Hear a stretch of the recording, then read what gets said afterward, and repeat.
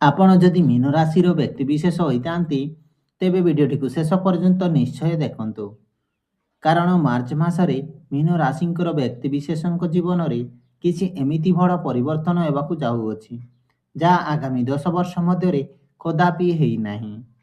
ଦେଖନ୍ତୁ, ଶନି ପ୍ରତ୍ୟେକ ରାଶିଙ୍କୁ 10 ବର୍ଷ ବୁଧରେ ରହିଥାନ୍ତି, ଯାହା ଶନି ଆପଣଙ୍କର ସପ୍ତମ ଘରେ ପଞ୍ଚମ ଭାଗରେ ଚଳନ କରିବେ ଦୀର୍ଘ 10 ବର୍ଷ ପରେ ଏବଂ ଅଧିପତି ରହିବେ ଆପଣଙ୍କର ରାଶିରେ।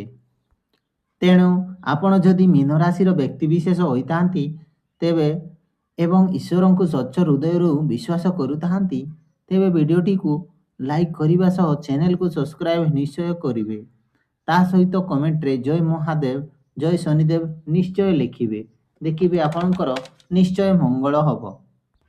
ତେବେ ଦେଖନ୍ତୁ, ପ୍ରଥମେ ଶନି ମହାଗ୍ରହ ହେଉଛନ୍ତି ଆପଣଙ୍କର ଅଧିପତି ଏବଂ ଆପଣଙ୍କର ଗୁରୁ ସ୍ଥାନରେ ମଧ୍ୟ ରହୁଛନ୍ତି। ପୂର୍ବରୁ ଦେବଗୁରୁ ବୃହସ୍ପତି ମଧ୍ୟ ଆପଣଙ୍କର ଅଧିପତି ରହୁଥିଲେ। ତେବେ ଗୁରୁ ବୃହସ୍ପତି ଆପଣଙ୍କର ସପ୍ତମ ଭାଗକୁ ଚଳନ କରୁଛନ୍ତି। ତାହା ସହିତ ସୂର୍ଯ୍ୟ ମହାଗ୍ରହ ବୁଧ ମହାଗ୍ରହ ମଧ୍ୟ ଚଳନ କରିସାରିଛନ୍ତି, ଯାହା ଆପଣଙ୍କ ଗ୍ରହରେ ବଡ଼ ପରିବର୍ତ୍ତନ ଆସିପାରେ।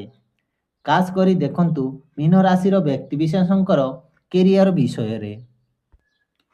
ଯଦି ଆପଣ ଚାକିରି କରିବାକୁ ଚାହୁଁଛନ୍ତି, ତେବେ ସେଥିରେ ଆପଣ ନିଶ୍ଚୟ ଭାବରେ ଭଲ ଅପରଚ୍ୟୁନିଟି ପାଇବେ।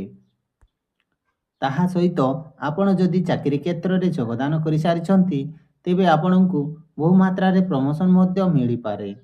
ଦେଖନ୍ତୁ, ଆପଣ ନୂତନ ବିଜନେସ୍ ମଧ୍ୟ ଆରମ୍ଭ କରିପାରନ୍ତି। ସ୍ୱାସ୍ଥ୍ୟଜନିତ କ୍ଷେତ୍ରରେ ଦେଖିବା ଯଦି, ଆପଣଙ୍କ ସ୍ୱାସ୍ଥ୍ୟ ମଧ୍ୟ ଧ୍ୟାନ ଦେବାକୁ ପଡ଼ିବ।